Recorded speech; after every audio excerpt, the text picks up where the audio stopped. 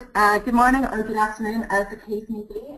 Thank you for joining us on this webinar. So going straight into it, bribery, what's the big deal? If you can move the next slide, David.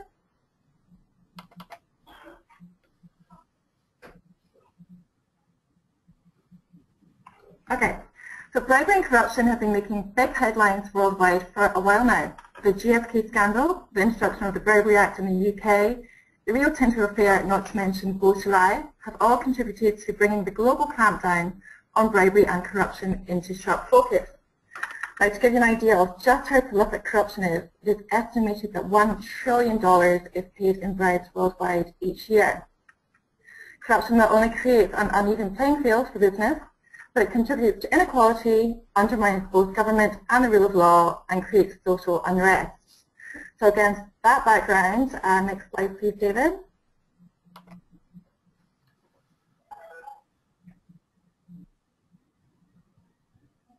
Against that background, what is being done about it?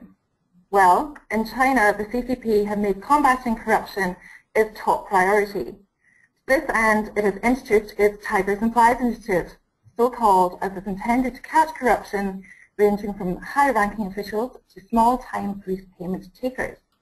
Now, to give you an idea of just how committed the CCP is to eradicating corruption, in the 2 years up to December 2014, over 102,000 Communist Party cadres were disciplined under the CCP's anti-graft campaign, over 31,000 of those severely.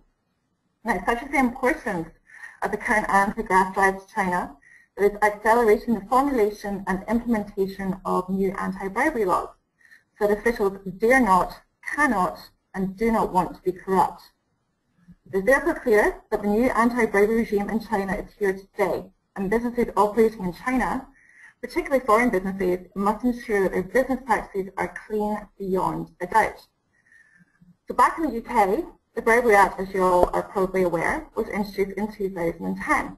It is one of the most comprehensive anti-bribery regimes in the world, applying to all businesses and individuals with links to the UK, and strikes at corrupt conduct regardless of where in the world it takes place. It's notable for its brevity, it's only 20 sections in total, and it absolutely and without exception criminalises any form of bribery, introducing strict liability for corporates where corrupt acts have been carried out in their name or to their benefit by associated persons. Now we'll get into the detail of that provision a bit later with Andrew. So no significant prosecutions have as yet been brought under the Bribery Act. This is far from implying that it's a piece of legislation with all bark and no bite. The fact that the Bribery Act has no retrospective effect, coupled with a serious fraud office possibly waiting for a post-trial prosecution, are but two factors that explain the lack of prosecutions so far. It is predicted that, in time, the Bribery Act will become a revenue generator for the UK authorities, much like the FCPA, the Foreign Corrupt Practices Act, in the USA. Now, with all this in mind, let's take a look at what lessons can be learned from some recent well-known examples of the current clampdown on bribery and corruption. Turning firstly, and if you could switch the slide, David. We'll turn firstly to the most obvious recent example of bribery prosecution in a China global context, which is, of course, GlaxoSmithKline. So, what were the allegations against GlaxoSmithKline? Well, GSK were accused of paying 3 billion yuan, which is approximately £320 million, in bribes to increase sales and push sales prices higher.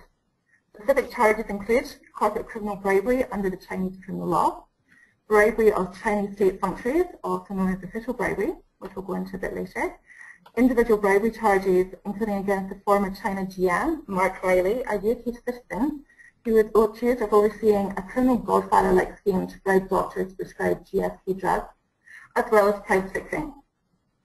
So, just to give you a little bit of background in brief, what happened exactly was, in 2012, a GSK employee sent numerous anonymous whistleblowing emails to the Chinese regulators alleging bribery authorized by senior GSK staff. Similar emails were also sent to GSK headquarters in London. Now, the whistleblower accused GSK employees of the widespread giving of bribes to doctors and healthcare organizations in order to increase Chinese sales. Conduct alleged included bribes in the form of cash payments, such as speaking fees for non-speaking medical professionals or at non-existing functions, trips, free dinners, and free samples, as well as funneling bribes through a network of travel agencies. Now, an internal investigation was carried out by GSK, but came up with no evidence of bribery and corruption. For GSK at that time, it looked to be the end of the matter. However, investigators subsequently hired by GSK to look into the source of an unrelated sex, tape and extortion attempt apparently stood on a very big toe, as one commentator put it, resulting in the police publicly accusing GSK of bribery. Staff were detained, offices were raided, and investigators were arrested. Now, one GSK China insider commented that GSK turned a blind eye to illegality and pushed all responsibilities to individual employees when the problems were exposed. However, a Chinese government investigation found that bribery was organised by GSK China rather than being attributable to sales reps' individual behaviour, and GSK was subsequently found guilty accordingly. So, against that background, what were the possible ramifications for GSK, both legally and from a reputational point of view? Well, legally, GSK faced massive fines under Chinese law, and key personnel, including Mark Farley, the UK GM, or rather the British GM of China, potentially faced decades in prison. In the event, as we all know now, GSK was fined $500 million, and Mr. Farley received a 2-year jail sentence, suspended for 4 years, and was deported from China. Subsequently, the Serious Fraud Office in the UK has commenced its own formal criminal investigation into GSK for bribery allegations in China and elsewhere last May. Particularly now that GSK has been found guilty of bribery in China, charges may also be brought in the UK, despite the fact that the conduct in question occurred on Chinese soil. The Bribery Act applies to corrupt conduct committed anywhere in the world. If charges are upheld against GSK, it again faces fines, as well as being precluded from tendering for EU contracts. Criminal charges could also be brought against key individuals. Additionally, in the USA, the Department of Justice is also investigating GSK on the same basis and may bring charges in the US under the Foreign Corrupt Practices Act, which is the US equivalent to the Bribery Act. Reputationally, well, that GSK's reputation has been rocked by this and other bribery scandals is an understatement. GSK China sales plummeted in the wake of the scandal, down roughly 6% in the quarter the scandal broke, with annual sales down 18%. So what could GSK have done differently with the benefit of hindsight? Next slide, please. Yeah, I think we've got a poll here. Isn't that right, Nicola? So I'm going to launch that. Yeah. So I'm going to launch that. So we're going to ask people, what do you think that GSK could have done differently? And there's a few options there: remuneration, bonus structure, tighter financial controls, more thorough staff training, clear message from the top, and all of the above. So I've launched that. If you could just click on what you think the answer might be there. Nicola, just while we're waiting for that to come back, a lot of people, when you're talking about the measures that the Chinese government are doing about corruption and bribery, a lot of people are saying that might just be a bit of a power grab by the president or by the senior political leaders in China. Is that a fair comment, or is this really something that they're trying to get to the nub of? It is something that they're really trying to get to the nub of, because basically, given the advent of social media and what have you, there is a lot of social unrest generated by what people are now seeing to be corrupt officials. So it's caused enough unrest within China that, in all honesty, for the CCP, it goes through the legitimacy to rule now. So they have to be seen to be actively implementing anti-bribery and corruption campaign. Okay, fair enough. I'm going to close that poll now and just share the results. The results, as you can see there, well, 50% of people, I would think all of the above is probably a good answer. What would you reckon there, Nick? Yeah, the answer is very much all of the above. And what GSK has actually done since it got found guilty, it has fired a number of its staff in China for flouting its expenses rules. And it actually is now implementing changes to its business practices, including stopping paying doctors to speak about GSK products, and it's also changing its remuneration and incentive structure for sales reps that is not directly tied to prescription volume. Having said that, it is difficult to see how comprehensive GSK's compliance program was and what was done by GSK to implement it. But clearly something has gone wrong. The systems in place were not up to the job of either spotting or preventing wrongdoing.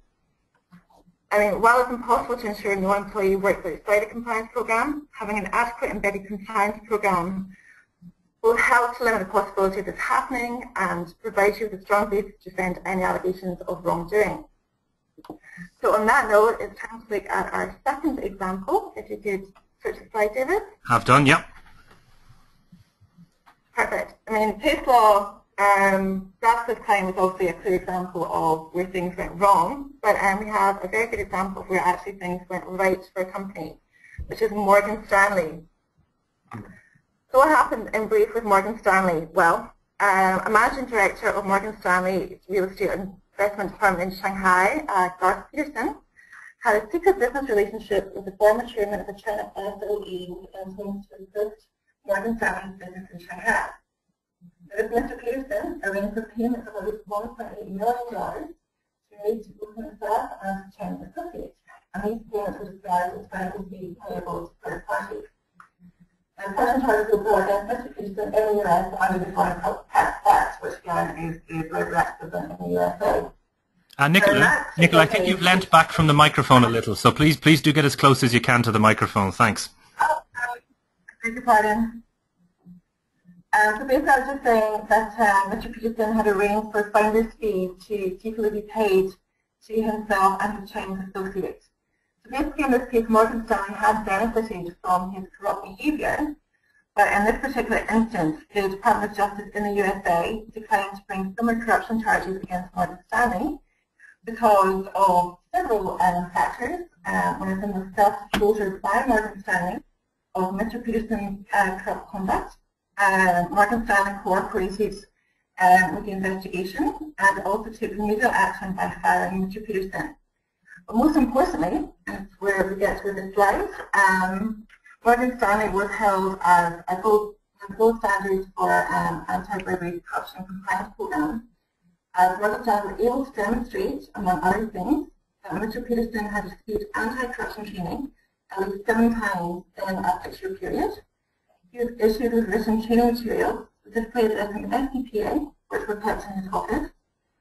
A Morgan Stanley compliance officer had specifically informed Mr. Peterson that his Chinese associate was a government official for the purpose of the SDPA. He also received at least 35 SDPA compliance reminders. Morgan Stanley had required him to self-certify SDPA compliance on multiple occasions. And Morgan Stanley had in place due diligence and payment approval processes aimed at preventing improper payments and conducted random audits of those processes. So in summary, Morgan Stanley provides us tangible evidence that having an effective compliance program works and is an essential element to your compliance practice. So moving on to the next slide, which is basically taking these and other cases, what lessons can we learn from recent corruption scandals? Well, in summary, it is clear that a new, tougher regulatory environment now prevails in China, with implications for every business operating on Chinese soil. It's also difficult to know what, who and how the Chinese government will next target bribery and corruption, but all businesses need to reevaluate their risk-benefit calculations. There's a reputational risk, plus very real risk of criminal charges, massive fines, and even imprisonment, worth the potential profits to be made from lax compliance and corrupt practices. The answer must always be no. It's not too late to get clean. Time to get your compliance program up to date. Foreign companies in particular must play by the rules at all times, no matter the temptation to do otherwise, especially when the rules are changing and all insiders and enforcers are tense. It's vital to understand both the regulatory framework and political environment driving it in every jurisdiction and industry in which you operate. Businesses operating in industries important to China, such as media, pharmaceuticals, auto, food and mining, would be well advised to be extra vigilant. Now, historically, the first question raised in relation to business to China operations has been how much. Now the paramount question needs to be simply how. Moving to the next slide, please, David.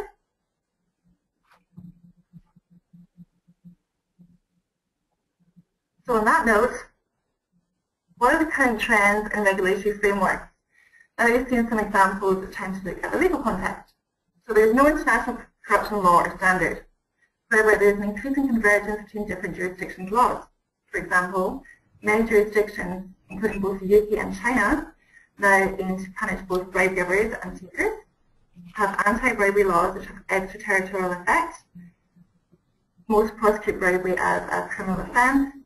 Many have a separate offence dealing with the bribery of foreign public officials, and many hold the individual and corporate entity liable. So now that we've had a look at that, I'm going to pass you over to Andrew, who's going to tell you a little bit about the anti-bribery laws in the UK before we have a look at China. Hello, Andrew. Thank you, Nicola. Are you out there? Oh, you are fantastic. I shall be quiet. Can you hear me okay, David? I can hear you crystal clear. Excellent. I've got the microphone quite close. Good morning, good afternoon, everybody. Andrew Walker from HBJ Gately speaking, partner in private practice. So I'm going to talk to you about the Bribery Act 2010. And this was introduced in that year. Prior to its introduction, the law against bribery in the UK was rather piecemeal. And the Act itself is one of the strictest pieces of anti-bribery legislation internationally, and it's actually stricter than the Foreign Corrupt Practices Act in the United States of America. There's not been a great deal of case law in the UK to date on the Bribery Act 2010, but the Act is very broad in scope, and as a result, I think case law, as things develop, will be quite important. So we need to wait and see what happens. The jury's out a little bit on that. So let's move on and look at the key points of the Bribery Act. Well, the first thing I want to talk about is what's called the general bribery offence. And bribery is defined in the Act in very broad terms, and reference is made to any financial or other advantage, regardless of value. That's a key point. There's no de minimis. And this financial or other advantage has to be given for the improper performance of a function or activity, or in the knowledge that acceptance of the advantage itself would constitute such improper performance. So if you look at that definition on the screen there, people, the key term there is improper performance, and guidance is provided in the Act itself and indeed by the Ministry of Justice on what would constitute improper performance. And essentially speaking, cutting to the chase on that, it's an objective test of what the average, i.e. a reasonable UK citizen would expect in relation to performance of the type of function or activity involved. That's basically the test the courts will apply. And when they're looking at improper performance, they'll be looking at breaches of expectations that people will behave in a good faith or impartial way. So that gives you some feel for what improper performance means. But again, we need to see what the courts interpreted Act in practice, which hasn't happened yet. The Act covers both active and passive bribery, and by that I mean it covers both bribe giving and also receiving. And very importantly, for the purposes of this webinar, it has extraterritorial effect as a piece of legislation. And what that means is that the Act covers conduct abroad committed by or in the name of corporate entities and individuals who have links to the United Kingdom. Now, the word links means that they must have a close connection with the UK. For example, they must be British nationals, ordinary residents of the UK, or a body incorporated in the UK. But the Bribery Act, therefore, in the UK can cover, for example, acts of UK companies and their subsidiaries, as well as agents in China. That's a key point, I think, to take away for the purposes of today's webinar on the Bribery Act. There's no distinction made when it comes to enforcement of the Bribery Act and its penalties, no distinction made between active and passive bribery. Both are treated the same. If you're found liable for an offence under the Bribery Act, you face unlimited fines, and individuals can also face up to 10 years imprisonment, so not insignificant penalties. Confiscation orders can also be imposed in the UK under a separate piece of legislation, the Proceeds of Crime Act, and if you transgress or you offend the Act, you can be excluded from tendering for EU public contracts in perpetuity, i.e. forever. I think that last point is very important because obviously that results in not only commercial damage but also reputational damage for organisations. And in addition to the general bribery offence which you've just described, the Bribery Act also introduces two other offences. One is bribery of a foreign public official, and the second one is the corporate offence. Next slide, please, David. So if we look at those two additional offences in turn, the first is bribery of a foreign public official, and this offence occurs where an advantage is offered, promised or given to a foreign public official to influence him or her in their public capacity and with the intention of obtaining or retaining business or a business advantage. That last phrase, business or business advantage, is important. The definition of a foreign public official is very wide in the Bribery Act. It covers a legislative, administrative or judicial position of any kind, whether appointed or elected, but it has to be in a country outside the United Kingdom. Or it can also be a person who exercises a public function 4 on behalf of a country outside the UK, or for any public agency or public enterprise of a country. And thirdly, it can be an official or agent of a public international organisation, so fairly wide definition. I think an important point to take away, though, is that the offence of bribing a foreign public official is stricter than the general bribery offence, which I just explained earlier, because there is no requirement for the prosecution to show that the advantage was offered for the improper exercise of a function or activity. And if you remember, I explained what the phrase improper performance means in an earlier slide. And there is one notable exception to the offence of bribery of foreign public officials, and this is in the circumstances where the foreign public official is permitted by relevant local laws to receive the advantage in question. So if we take an example of that, if there was a public tendering exercise where a contractor is requested to include some community benefit or training, and the public authority involved is permitted by local law to seek such benefit and take them into account when awarding the contract, no offence will have been committed under the Bribery Act. Next slide, please, David. Just a quick question here from Susan. It actually refers to your previous slide. Just wondering about the sort of de minimis issue. Do the authorities have any? Do they really go after anybody in a chronological order, or is there? Do they have a process for choosing maybe big fish? Maybe why a big company like the two we talked about before were pursued. There's no de minimis in the legislation. Short answer to that. But of course, as I would always say when I advise businesses, there's like a legal position and a commercial reality. You'd never tell anybody to break the law, but there is a reality in the sense that there's a difference between very small. If you take an example of facilitation payments, there's a difference between paying really small sums of money because it's the nature of the beast in the country involved. It's the custom. And paying vast amounts of money. So I think the answer to the question is that there will be situations where there will be technical infringements of the Act, but I would never tell a client to break the law, absolutely not. But there would be an argument for taking a commercial overarching view, which is that the authorities don't have unlimited bandwidth and they are going to apply some prioritization, which will ultimately, I think, come down to de minimis criteria. Sure. I mean, the reason I ask is many of our members, complain a lot to us about, say, issues particularly in China with customs, and they might be a small company who has something that a process needs to be greased or eased or something like that. So relative to the big issues of the big multinationals who might be doing, larger scale things, obviously you wouldn't tell anybody to break the law, but is there any way of separating those two, do you think? No, there's never. I think David Moore wants to come in a second. Let him do that. But just to take that, I think that you can never give black and white, definitive, concrete assurance that people will not be pursued under the Act. All you can do is put in place appropriate, robust procedures to minimise the possibility of it happening. And I think also look at it from a kind of risk assessment. Look at the risk the business faces, the kind of sector it's in. And do the best you can to minimise the risk, but there will always inevitably be situations where there are technical infringements of the Acts, and there are risks that the authorities pursue that, and an evaluation needs to be made about whether the risk is worth taking, I think. Okay, thank you. Yeah, David, Martin, it's David Moore here. I'll comment briefly, if I may. I was in Diageo PLC for 13 years in Asia in commercial and legal roles, and that encompassed difficult emerging markets, Indonesia, Vietnam, and laterally China. I think what I'll say is this. Diageo's one example of a British company that's also US listed, and the important change to note in the move to the UK Act of 2010 is that the American regime tolerates small facilitation payments. For larger companies in the public eye, that tolerance is no longer there in the 2010 Act. So the position needs to be that often regimes will have a means of officially accelerating paperwork through a system, but it needs to be officially receipted and properly documented internally. So UK-listed companies need to be more vigilant than their American counterparts these days, and that's just a fact of life. Okay, no, thank you for that. Just for all of our listeners, if you suddenly hear a fire alarm, that's our weekly test at 10 a.m. in London, so don't think that the world is closing in around you. Thanks.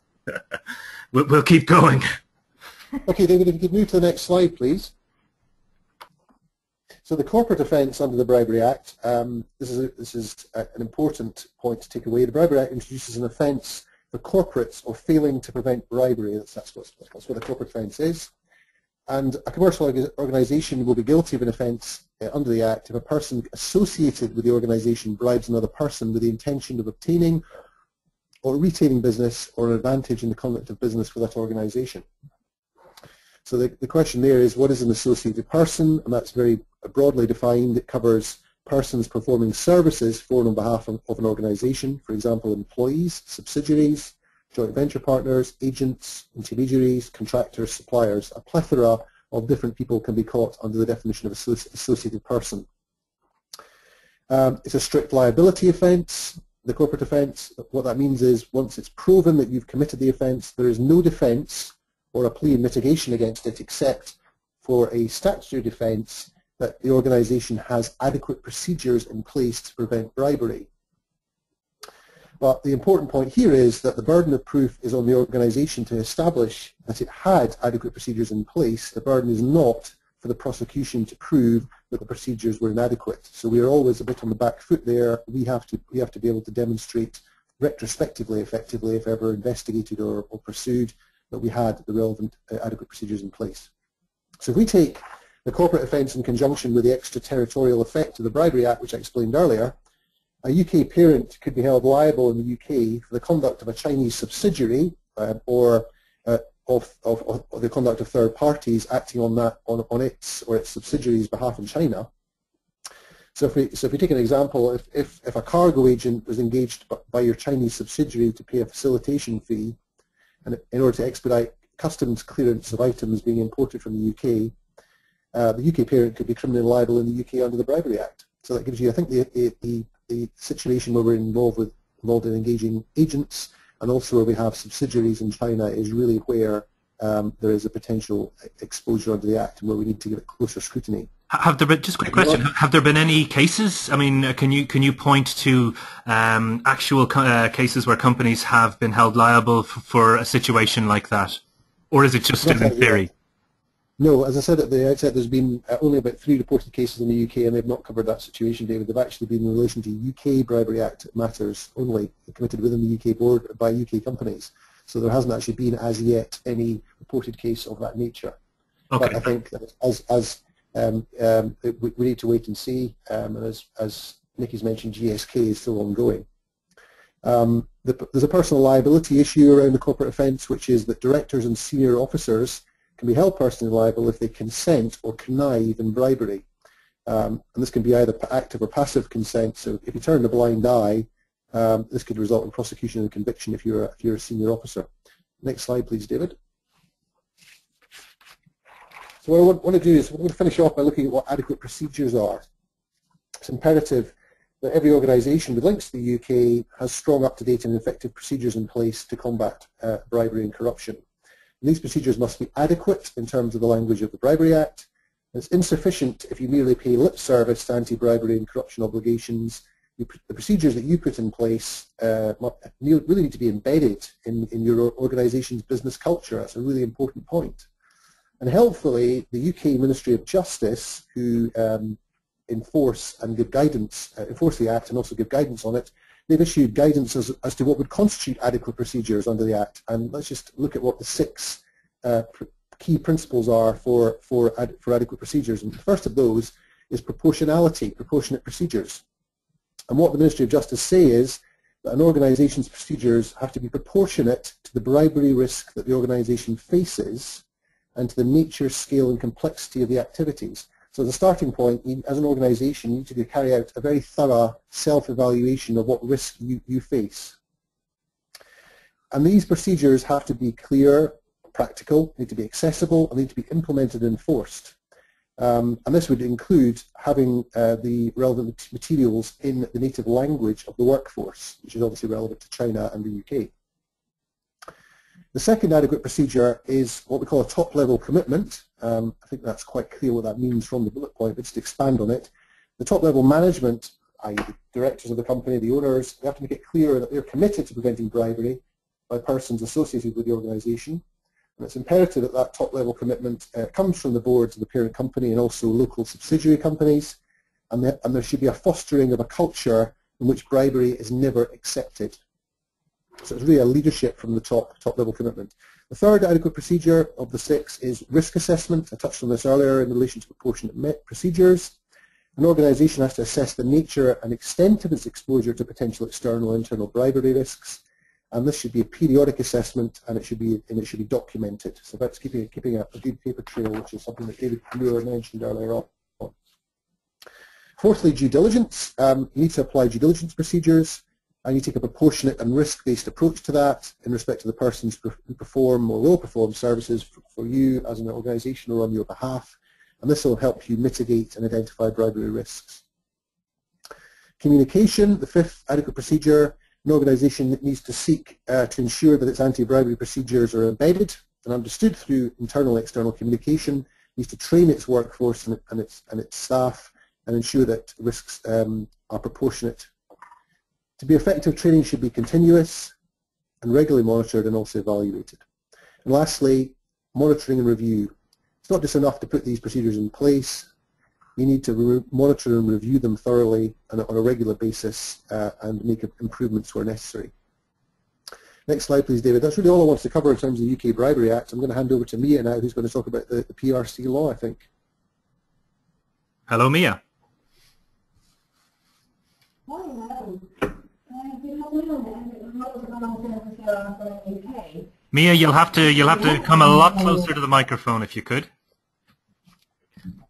Pretend you're recording your #1 hit. Get right in close to that microphone. Yeah, that sounds better. Hi, hello. Sorry about that. Good afternoon and good morning. This is Mia from the Law Office, Shanghai office. And today I will just briefly cover the part that concerns PRC law. In China, there was no unified code covering bribery and corruption like the Bribery Act. Instead, there are a collection of laws, many contained in the criminal code and anti-unfair competition law, which make up the Chinese anti-bribery and corruption regulatory framework. Coupled with the fact that there are several Chinese regulatory agencies enforce China's anti-corruption laws, such as the Public Security Bureau and the State Administration of Industry and Commerce, understanding and complying with the obligations under the Chinese law can be confusing. There are 3 major categories of offense: official bribery, commercial bribery, and bribery of foreign public officials. It is vital to bear in mind that not only PRC nationals and PRC companies are liable under Chinese anti-bribery laws. Wholly foreign-owned enterprises, joint ventures, rep offices, legal representatives, and relevant corporate personnel, non-PRC nationals, both in China and even outside China, may all be held to account. As with UK law, corporates can be held liable for the acts of their employees, subsidiaries, agents, and intermediaries. And the first category, next slide, please. Mia, I've got a very quick question here from Stephen. It says, does PRC law apply overseas? Yes. Simple answer is yes. Okay, I suppose there's a few categories of that in the sense of, I'm just speculating here, but I suppose there's 2 types of overseas. There'd be a Chinese company going abroad and doing its work maybe in the UK, and then there would could there be any form of liability of a UK company based in the UK doing some form of bribery or corrupt act in China? Those 2 scenarios, can it cover both of those? Yes, that's correct. Okay, all right. Interesting. Okay, the first category will be the official bribery. And unlike in UK, bribery of public officials in China is regarded as being more serious than bribery in a commercial context and is dealt with more severely. For the purpose of active bribery, so namely from the point of view of a bribe giver, official bribery is defined as the giving of money or property to state functionaries in order to seek a proper benefit. And as you can see, state functionaries is defined in extremely broad terms and could include, for example, employees of state-owned enterprises. And the bribe must be something of measurable value for the criminal law to apply. It is not necessary for the bribe giver to actually receive the benefit. It is sufficient that the bribe was given to seek the benefit. And a de minimis threshold applies. Generally, prosecutions will only be brought if amounts involved is greater than 10,000 RMB. And this threshold will not apply, however, if the purpose of the bribe is to secure an illegal benefit, or if the bribe was paid to 3 or more government officials, or if the bribe was paid to a member of the CCP, government leader, or judicial official, etc., or if the bribe caused severe damage to national or social interests. And the second category of commercial bribery, next slide please. It includes both criminal and non-criminal liability.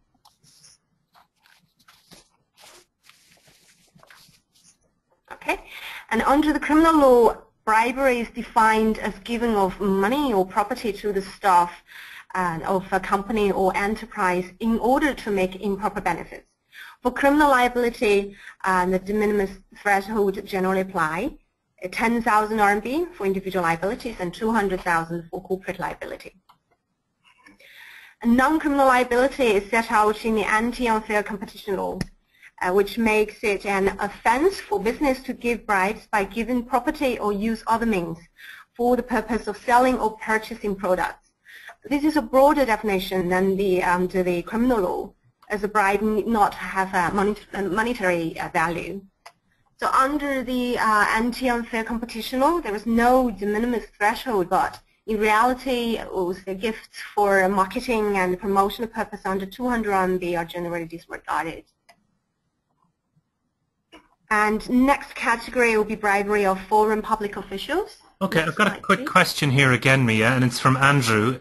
It says, can Mia please comment on whether party members can only be subject to criminal prosecution after review of their case by the relevant level party discipline and inspection authorities? If this is the case, it means that a very non-transparent element might exist within the anti-bribery regime. Well, from the legal point of view, absolutely not. That everybody in front of the law should be equal. In practice, I would still say not, no. Okay, no, interesting. Thank you. I'll move on.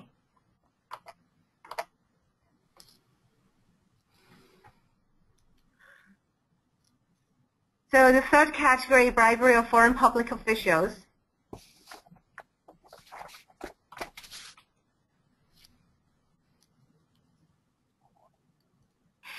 A bribery of foreign public officials is again dealt with under the criminal law, which prohibits the giving of any property to any foreign public officials or official of an international public organization to seek any improper commercial benefit.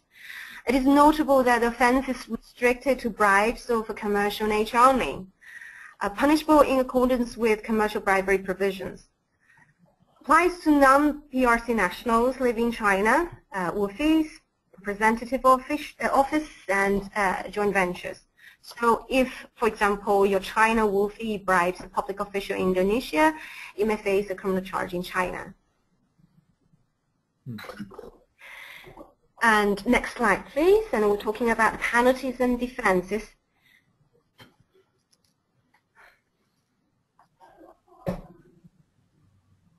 Unlike under the Bribery Act, penalties in China are determined based on, first of all, the amount of the bribe, and secondly, to whom it was given.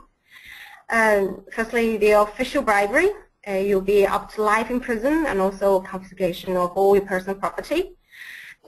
Criminal commercial bribery, unlimited fine and up to 10 years in prison. And non-criminal commercial bribery, fines of 10,000 to 100,000 RMB and the confiscation of income generated from corrupt conduct. And also, it is possible that you'll be blacklisted from participating in public tenders, and individuals within corporates who are responsible for bribery may also be prosecuted. Under the Criminal Code, one mitigating factor taken into account when determining the penalty is whether the individual or company confessed. This provision has not, as yet, so far as we can establish, been used for corporate criminal corruption charges. Even if confessing to civil liabilities for corruption under the unfair competition law, a Western company must bear in mind that this could lead to knock-on investigations and even criminal prosecutions in the UK under the Bribery Act. Unlike in UK, there is no statutory provision expressly providing for adequate procedures to provide the basis of a defense under either the Chinese criminal law or the anti-unfair competition law. This is because the corporate offence is a strict liability offence under the UK Bribery Act, so with the adequate procedure defence being the only available defence. Whereas in China, no such strict liability applies. Companies facing corruption charges in China can therefore use whatever defense is available to them. Having a comprehensive compliance program in place will be invaluable in defending an allegation of corruption against the organization. And two practical hallmarks of China, of the Chinese legal system that equally apply to the Chinese anti-corruption regime are selective enforcement and political motivation. And in China, regulatory agencies emphasize the enforcement of laws in certain cases or in certain industries, taking into account current political agendas.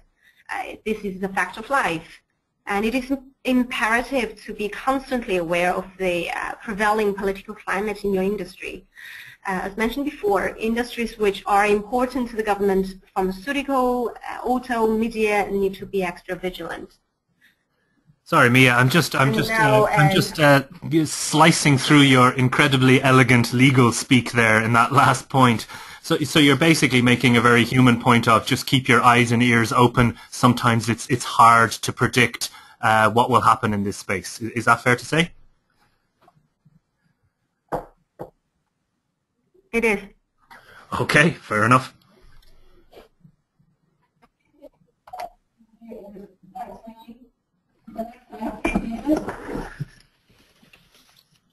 Okay, are you there, Mia? Yeah, no, it's back to Nicola. Oh, Nicola, we lost you. We just got here now. We've had. That's okay. So we've got a quick comparison table here now that we've heard from Andrew and Mia on the UK and the PRC laws, and just quickly going down the comparison table, and you can see that both UK and PRC regimes treat bribery as a criminal offence. They both criminalise bribery of foreign public officials and treat that as a separate offence. Private sector, that's commercial bribery, is criminalised by both regimes, as is bribery by an intermediary. There is no exception for facilitation payments, unlike in the FCPA in the USA. But one area of difference is that whereas in the UK there is no de minimis rule set by the statute, in China, in practice, de minimis rules generally apply, subject to the exceptions that Mia flagged up. Both regimes have extraterritorial effect, that is to say they apply to acts out with their jurisdictions. Both regimes have a system whereby you could be blacklisted for tendering for public contracts. I know in China, for example, that is very prevalent in the pharmaceutical industry at the moment. Corporates can be held liable for the acts of employees, agents and intermediaries in both regimes. In the UK, they have the corporate offence, and PRC, that is just general corporate and agent principal rules applying. Similarly, corporates can also be held for the acts of their subsidiaries, and directors and individuals within corporates can be held liable for their acts. So moving on to the next slide, David.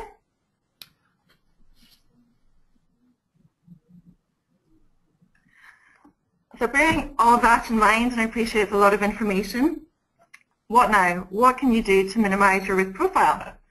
Well, risk assessment is key. You have to make sure you completely understand the corruption risks facing your business, where they come from, where your weak spots are, and that would obviously include an industry assessment, a jurisdictional assessment. Some countries are inherently more corrupt than others.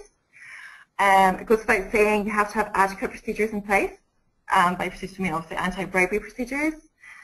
These cannot merely pay lip service to the UK and Chinese anti-bribery laws. They need to be clear, comprehensive, in Mandarin as well as English if required, and they need to be communicated regularly to your staff as well as third-party suppliers and intermediaries. Now, the key here, as Andrew pointed out, is to make sure that they become embedded in your business culture. You have to ensure that each and every relevant member of your staff receives regular, monitored, recorded and updated training, and make sure that they have understood and complied with that training. You may even wish to consider giving key third-party intermediaries anti-bribery training. So, for example, if they're an associated person for the purposes of the corporate offence, which Andrew went into detail with earlier, you'd want to consider giving them training as well. With regards to training, this has to be more than a box-ticking exercise. We've all seen the scenarios where people go through a test every 6 months or a quarter and then forget about it until the next need to do it. It has to be more than that.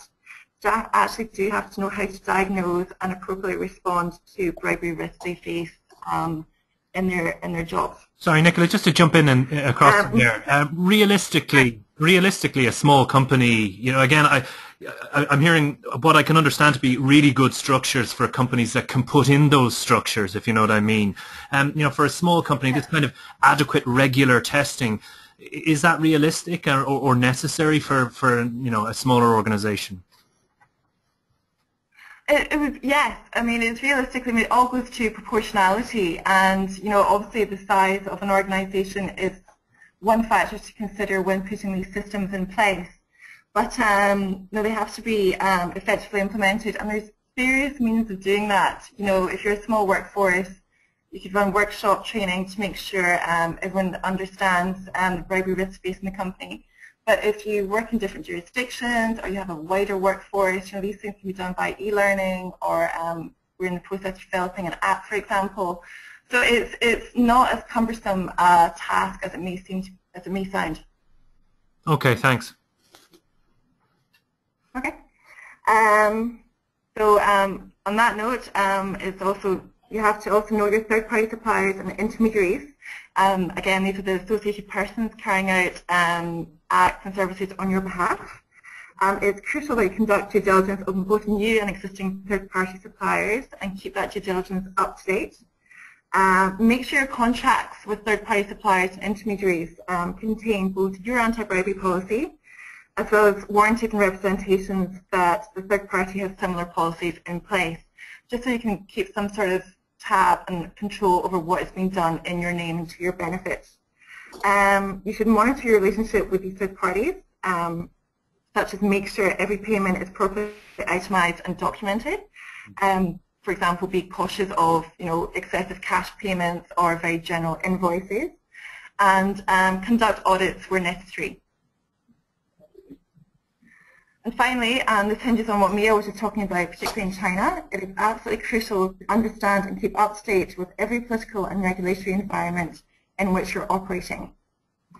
So armed with all this knowledge and information, I think it's time we have a look at some scenarios and people can apply what they've learned today.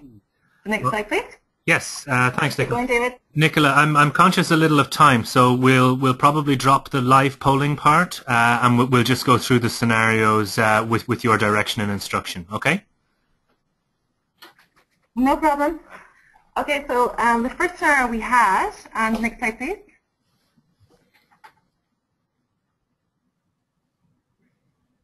Again, I mean, these scenarios, you know, we made them in. We've given some detail as to industry, but there are scenarios that could apply to any industry, and it's basically common examples which we come across all the time in both China and the UK. So the first scenario we have here is we have Joe, and Joe is working as a business development manager for a UK construction company called Build UK, and he's in Shanghai. Now he's been introduced to David Chen, a local government official in the Public Works Department. Now Joe would naturally like to develop a relationship with Mr. Chen, and wishes to take him out to dinner to tell him a bit more about what Build UK and what they can offer. He's well aware of the company's compliance procedures and approaches his compliance officer for approval. Now, if you're the compliance officer, here are a couple of potential responses. So the first one is, do you say, sure, sounds a great contact to have, let's really push the boat out and treat him to a really nice dinner? Or would you go for the second option, which is, sounds okay in principle, but let's keep it modest, nothing too flash? Or is it a complete no-go? You can be too careful when it comes to dealing with public officials, particularly in China. and bearing in mind the foreign public official provision in the UK Bribery Act. So the correct answer here would be B, subject to some provisos. So under UK law, it has been made clear that the Bribery Act is not intended to catch legitimate hospitality expenditure aimed at foreign public officials which seeks to improve the image of the company, better present products and services, or establish cordial relations. Now, under the criminal law of the PRC, there is a requirement that an illegitimate benefit is sought. Relationship building, as a rule, is not an illegitimate benefit. However, having said that, the more lavish the hospitality, the greater the likelihood that an intent to bribe is going to be inferred by the court. Under the Chinese anti-unfair competition law, the matter is a little less clear, given that the definition of bribery is much broader. But in reality, reasonable and occasional hospitality, provided it's properly recorded, and that's a key point, these expenses should be recorded and there should be transparency. Such conduct is unlikely to be investigated or penalised. So moving on to the next scenario. Sorry, Nicola, I think I might have jumped or missed a slide for you there. The second slide is for Let's Go to Dinner. Is there any added point you want to make to that, or shall I move on to the next scenario? Oh no, we'll just cover this one very quickly. The whole point of this slide is, additional factors to take into account when determining whether hospitality is allowable or not. And that is in this situation where there is an actual product which you're potentially tendering for, there's more of a risk that an intent to bribe could be inferred. So in that kind of situation, where there is a decision to be made, it would be advisable not to take a government official out for dinner. Sure. I guess there's an added challenge, Nicola, in the sense of the expectation of Mr. Chen, this government official. If he's expecting to go all bells and whistles and whiskey and singing and the whole works, and you bring him down for a ham sandwich, in that scenario, are you better off trying to dodge the dinner altogether, if you see my point, rather than missing the expectation of Mr. Chen? Absolutely. In that situation, it would be best just to avoid the dinner completely. But given the current clampdown and corruption in Xi Jinping's Tigers and Flies campaign, whereas previously it might have been the case that a government official would have an expectation to be spoilt, in the current climate, that is less likely to be the case. All right, thanks. No problem. So our next slide, doing it for the kids. Basically what we're getting to in this slide is the situation where you've been asked to submit a tender, and for here it's an airport, but it could be for any public works contract. And you've been asked to include some form of local training or local benefits, in this situation a school for the children of airport workers. How do you respond to this? Is this a solicitation for a bribe, or is it okay? Well, this goes to, under the UK Bribery Act, which Andrew covered earlier, there is an exception where a local official is allowed by local written law to take into account such contract add-ins, for social benefit, for example. So provided that the Chinese law allows Mr. Chen to take into account contract add-ins, no offence should be committed. So it's just going into a very niche point of the Bribery Act, one of the few exceptions. So the point, next slide, please. So the point here, Nicola, is whether or not this you offer to do this piece of CSR, or whether or not the person who is looking at tendering, whether they offer for it, or is it more subtle than that? No, it's both. It's both. And it's, you come across examples of it quite frequently. Construction is an area where this particularly comes into play. But maybe the tender documents request some sort of local community benefit as part of the tender. Whether you'd want to offer such an add-on, I would say that you're getting into dangerous territory there. But if it's something that's been requested by the tendering agency, then provided they're allowed to take into account by local law, then there will be no offence under the Bribery Act. And if it's already allowed under Chinese law, then there will be no offence in China. Okay, thanks for that. Okay. So moving on to another situation. Poor Joe, he's having a bit of a time of it. But Joe thought it was the posting of a lifetime, didn't he?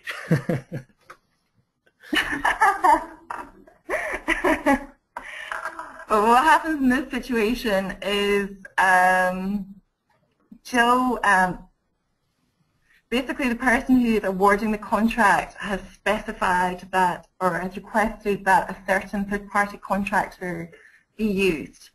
Now this can be perfectly innocent. It may be that they have a certain skill set or they have an ongoing relationship whereby the nominated contractor has worked for the government agency before and they want to have everything the same, for example.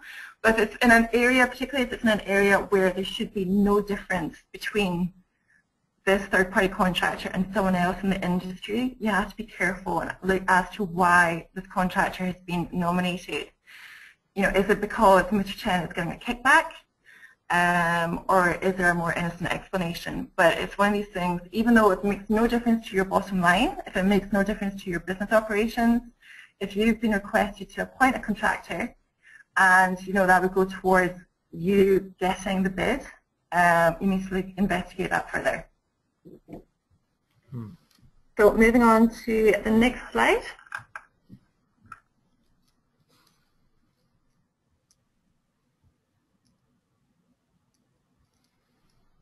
Are you seeing that, Nicola? Maybe a little lag. I know we're going over the hour, everybody, but everybody is still logged on, so we're going to keep going. This is the last scenario, which we can cover really quickly, as is one of the first questions we get asked about, and that is corporate gifting.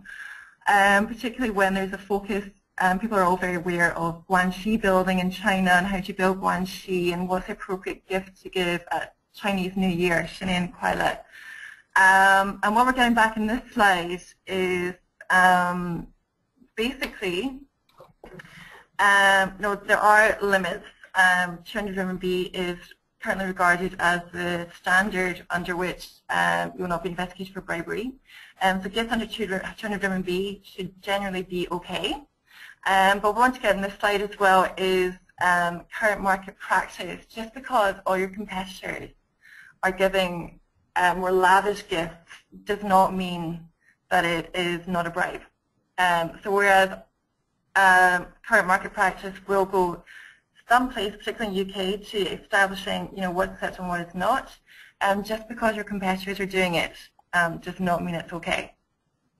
So best to err on the side of caution, and as I said, gifts under 200 RMB is the general rule. They are generally disregarded in China. Nicola, so, next slide. A quick question on this. Yeah. Typically, these sorts of gifts have been, I don't know, a fancy bottle of booze or a night out or a watch or something like that. Since this clampdown, is there a new kind of modest gift that is culturally accepted as this is a way of being quite respectful while not breaking any laws? Has something, I don't know, a book, or has something else taken over in the place of the old traditional gifts? Maybe there's something, David Muir, would you like to take that one from your experience in Diageo? Yeah, a lovely comment generally, David. I don't think there's any easy, simple gift that will build Guangxi in the same way that premium bottles of Baijiu or Scotch did historically. I was at the sharp end of this for over a decade, but particularly laterally in China between 2011 and 2013. I think we need to be realistic here. 199 renminbi bottles of wine are unlikely to build Guangxi with anyone. And there's no serious player in the beverage alcohol industry that can look at that limit and see it as realistic. I think what's important to point out here is that Chinese law exonerates at 200 renminbi, and I know of companies in various sectors who will not give anything above that level. However, the UK legislation is about, it uses the word reasonable, and the approach that's been taken by a lot of companies is to look at what would be reasonable and proportionate and also ensure that it's pre-approved and documented very carefully, both who has approved it internally and that the recipient is very clearly identified. One device that can be used, particularly where a company is giving its own product, is that if you can in some way personalize the product. So for example, if you give a bottle of whiskey and it's inscribed or labeled in some way with the recipient or recipient's company, that takes away from the idea that it has an open market value, because it's not something that the recipient can then give on or sell on or share. So each case needs to be looked at in its individual circumstances, but I don't think that a company exposes itself to huge risk in exceeding the 200 renminbi limit, but what it must do is look at its industry sector. So, you know, sectoral practice doesn't exonerate completely, but I don't think that exceeding that level is unconscionable if it's properly documented. I don't, though, think that there's a simple answer, David, to your question about a small and modest gift, but clearly a small and modest gift is better in the current environment. Okay, thanks for that. Nicola. And just to add to what David said, and may give our audience some comfort to know, but guidelines have now been issued to all Chinese government officials that they cannot accept any gifts at all. So you don't have to worry about what level of gifts. You just don't. They're not allowed to accept it. So you don't have to worry about it. Essentially. Oh, good. Well, that's a very well managed expectation, I guess. Yep. But moving on to the next slide. Our last slide, I want to be pleased to share.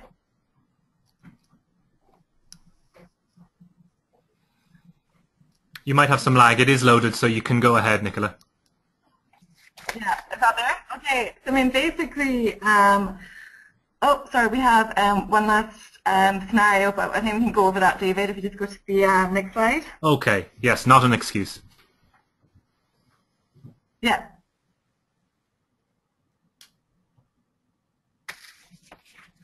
And basically, you know, we hear time and time again all the same excuses as to committing bribery, such as, oh, my competitor are doing it, if I'm going to compete with them on a level playing field, I must do it too.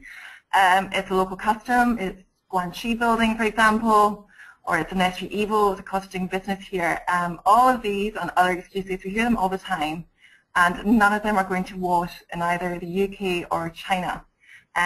You just have to bear in mind that paying bribes is a criminal offence and with serious repercussions both for you and your company in both the UK and China.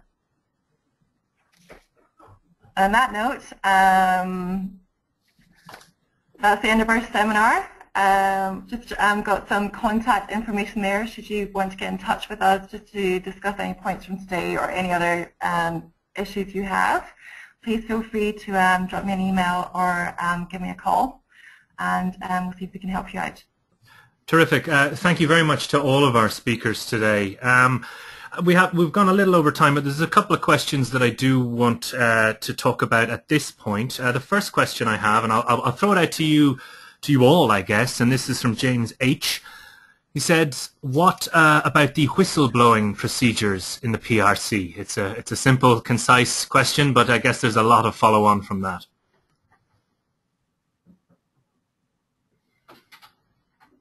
Whistleblowing procedures.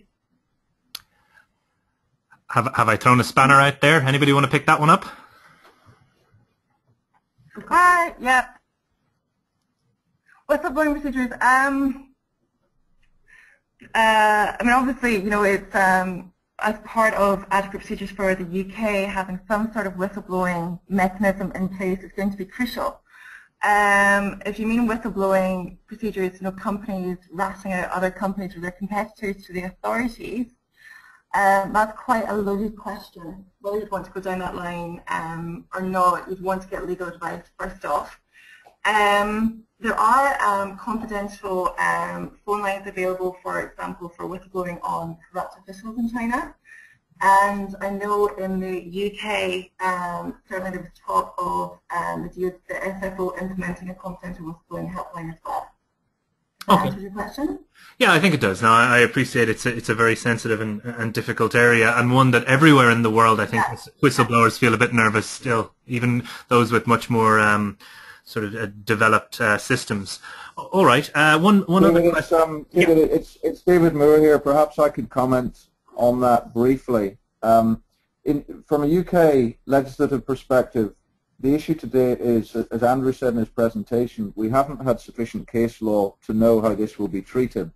But the US precedents, and I've seen it at first hand, is that the US governmental authorities have been very willing to give immunity from prosecution to an individual who self-reports from within a company.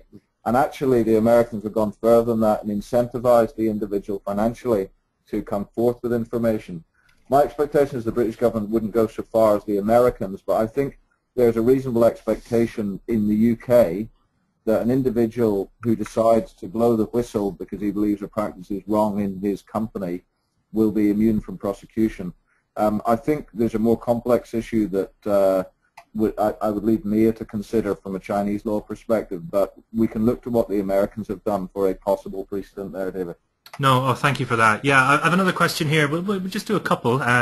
Everybody is still alive and listening in, so I think we keep going. Everyone's still listening. So a question here from Frank.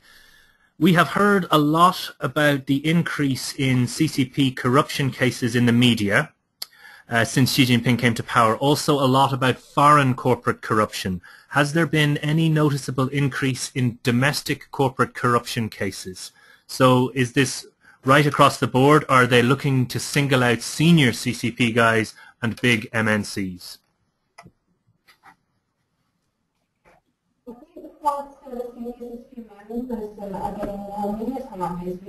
Could you lean in a bit closer? We can't hear you. Hello, can you hear me now? Yes, we can. Hello, David. Hi. I think the senior CCP members are getting more media time because it's more high-profile cases, and as well as the multinational companies such as GSK itself. But the fact that the criminal law itself was came into force in 1999, I believe, and has went through quite a few amendments now. So there are loads of cases that involves corruptions and briberies in the history. Well, China is not really a case law-based legal system, but I would say that it happens all the time. It's just we don't see a particular increase of the media coverage on this point. Okay, well, I think that's fair enough. One final question then, and I think this is maybe a little more UK-facing. It's from John. It says, why have there been so few cases under the Bribery Act that have come to court after 5 years? Well, I'll take that one. It's Andrew speaking. Very interesting question. Very hard to know the answer to that. The jury is out a little bit on how the courts will ultimately interpret various aspects of the Act. As David Moore mentioned earlier, you could view the Bribery Act as being quite a revenue generator for the UK authorities, and therefore to that extent it's probably quite surprising that there haven't been more prosecutions. I think, and this is something that Nicola mentioned earlier on in this webinar, they may be looking for a poster boy, in inverted commas, some kind of high-profile example that they can take to court and really make an issue of a particular offender and frighten people. That hasn't transpired yet. Whether GSK will become that, because that's still ongoing in the UK, remains to be seen. But I think another factor why there potentially hasn't been any as much litigation on the Bribery Act in the UK as it might otherwise have been is the fact it doesn't have retrospective effect. Had it had retrospective effect, we might have seen more. So I think that would be my thoughts on that one. If I could add, I agree with Andrew's comments. David, I think I have a pragmatic view on why there's been a lag in enforcement. It was enacted in 2010 in the wake of the largest global financial crisis of any of our lifetimes, probably the largest one we will see. I think in terms of pointing funds and political expediency for David Cameron's government, they've had so many fires to fight at home that providing additional funding for a body that does extraterritorial enforcement wasn't a priority in 10, 11, 12. I think there's also, again being very pragmatic from the perspective of a British multinational, there'd be some resistance at that sort of level to additional pressure being put on British companies who were trying to get their house in order and find their feet to compete in the global marketplace. So I think the wave is coming. I think Nicola made the point well in the seminar. There is still time to put the house in order. And we saw where Morgan Stanley put their house beautifully in order and were exonerated. GSK did not, and they weren't. So one of our missions at ChinaSure is to assist companies of all sizes, if they choose to avail of it, to help them put their house in order, because there's still time. But I think the wave is coming, if that answers the question. And if I could just come in again there, just going back to the previous question about whistleblowing, one thing that we are being asked increasingly as a law firm to advise on is situations where individuals come to us on a confidential basis and ask for advice on whether they should make voluntary disclosures of bribery practices. And obviously that can result, hopefully, in some form of immunity from fines or some form of receptive, grateful response from the relevant authorities, and can result in, well, effectively it's a whistleblow. But we are seeing that quite frequently, actually, being asked for advice. It's quite difficult to give that advice. There's a quite delicate balancing act to be given, but to be drawn, rather. But we are seeing voluntary disclosures taking place. Yeah. All right. Well, thank you for that. I think that's a good point, Andrew, actually. Self-reporting. Yeah, jump in. Go ahead. Go ahead.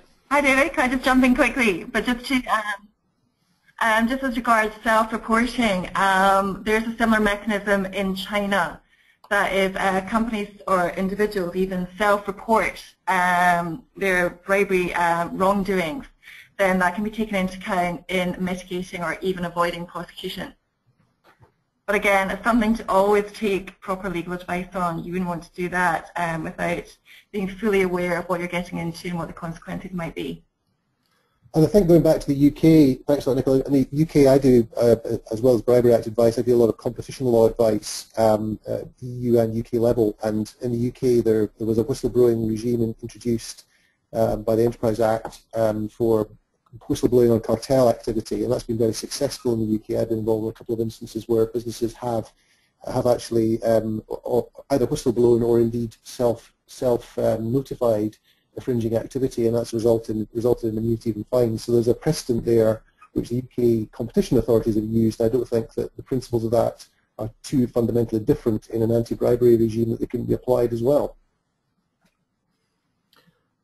Okay, well, thank you for that. I think we'll wrap up for this morning. I'd very much like to thank our presenters in Shanghai, Nicola and Mia, and our presenters in Edinburgh, David and Andrew. It's been a really, really interesting and informative and I think practical session this morning, and hopefully this will help all of our listeners and all of our member companies, to well, just make sure they're more compliant and more confident about doing business in China. A lot of it has to do with that confidence on the ground. So that's really it for this morning. If there's anything that you'd like to feedback, please do contact me. I'm David, and all the emails you've received about this, you would have got my information. If you have any questions you'd like to ask after the fact, if you'd like to be put in touch with any of the speakers, or indeed if there's maybe content or subjects that you'd like to see us cover in a webinar in the future, please do feel free to contact me.